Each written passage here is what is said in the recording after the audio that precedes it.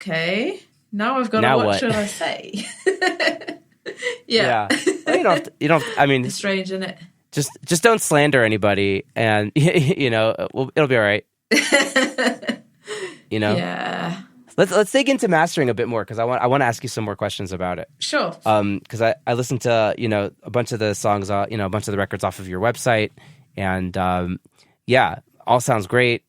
I'm trying to find like something. I think I can hear your sound in there. But so let's. How does your workflow look? When you're approaching a song, what's the first thing you do when you get the song?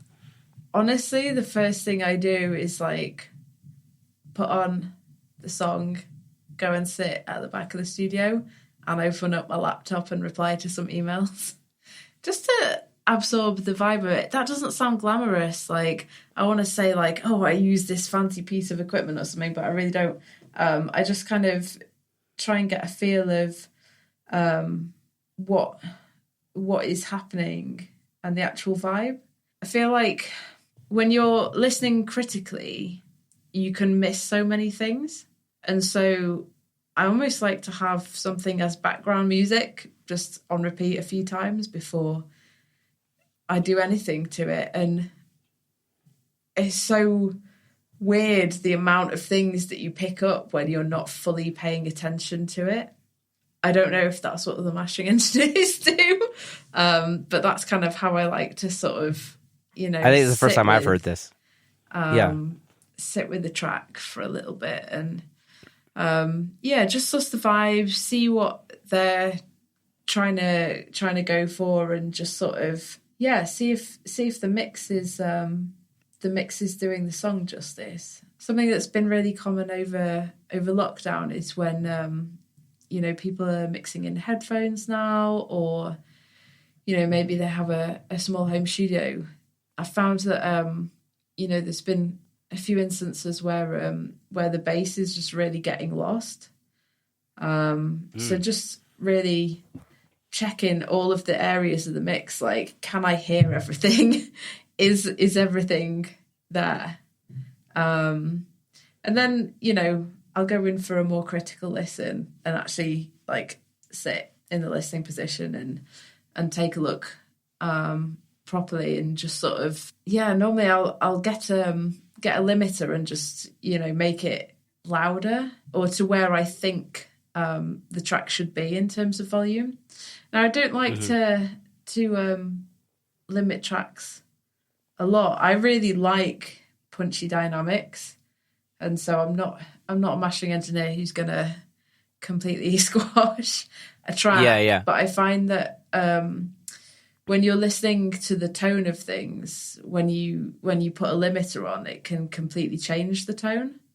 And so trying to get a limiter to sort of suit the tone of the track or be as transparent as possible, or just sort of get it hitting the limiter to where it needs to be, so that you start feeling like, okay, this is more in the context of where the track is going to go. And then from there, I kind of think, okay, what does it need? I get so many emails from people who are learning about mastering and people who are interested in mastering. And this is what I used to do as well.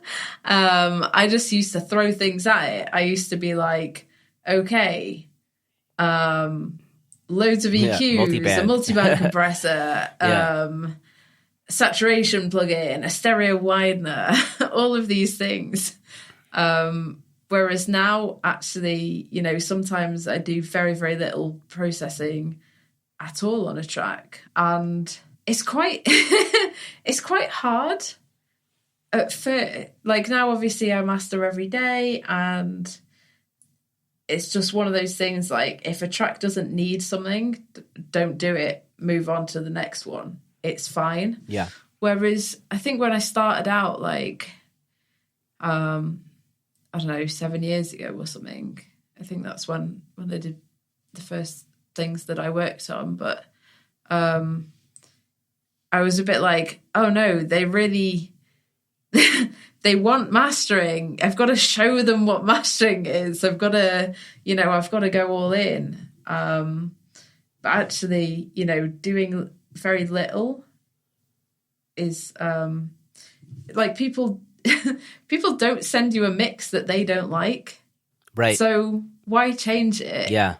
And also a lot of mix engineers are really, really lovely people. If something isn't working in the mix, for example, when I've had problems with a little bit of a lack of bass on recordings, I just talk to the mix engineer and be like, yo, do you fancy turning the bass up? Because it's going to sound well better if they do it than if I do it on the stereo track. Like they've got right on maybe 2 faders for the bass. That's going to sound better than if I try and like take all of that low end and just turn it up a little bit.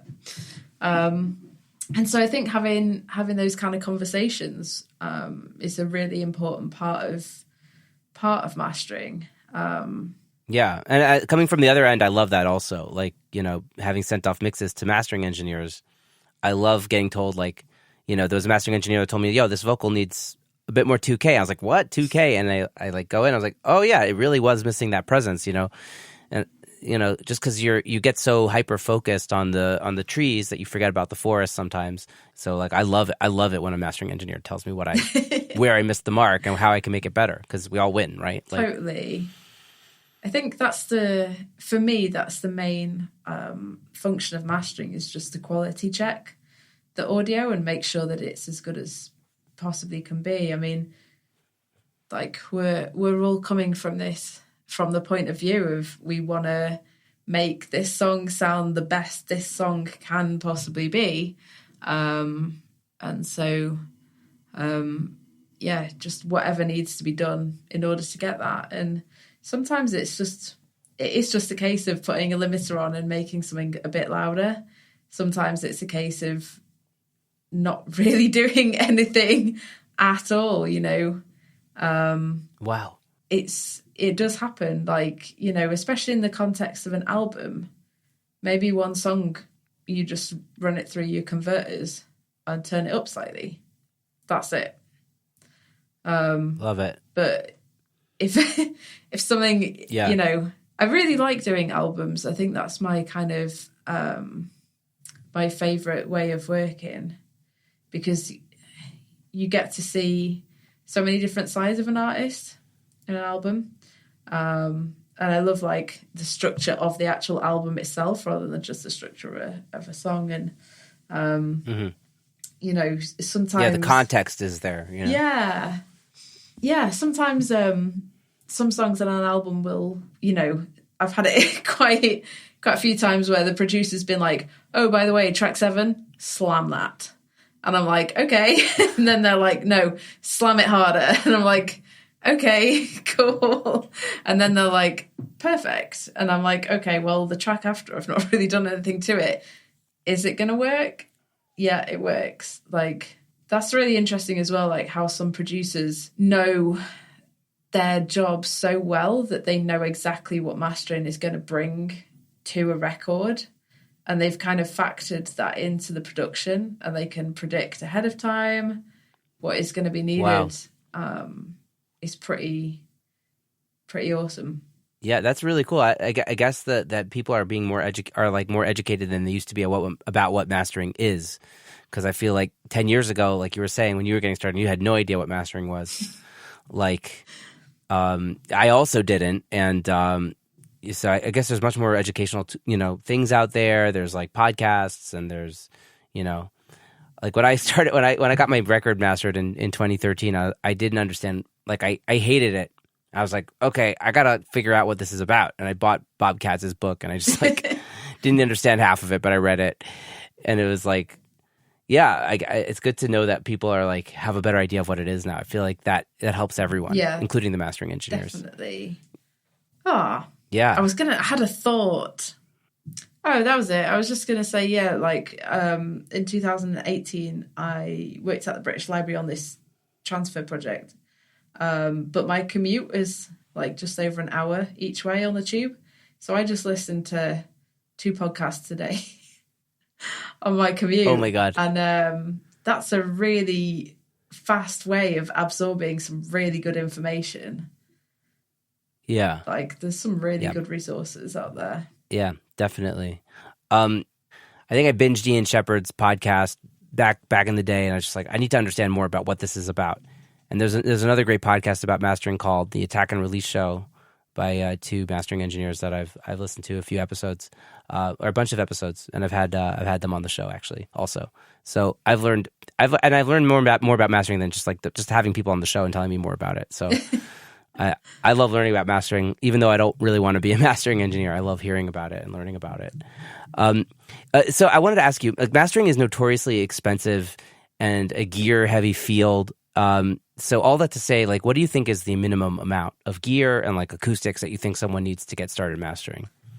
Oh, that's a really big question. I mean, it's so hard. Like, I would definitely say monitors.